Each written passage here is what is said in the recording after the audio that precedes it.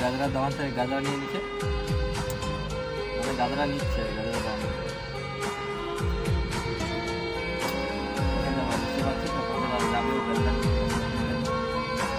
Hello, হ্যাঁ একটু বাইরে আয় তো, তাড়াতাড়ি আয়।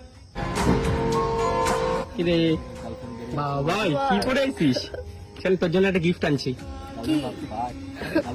ধর ফোনটা, তুই ভাবতেও পারবি না যে কি আনছি। হাত দে।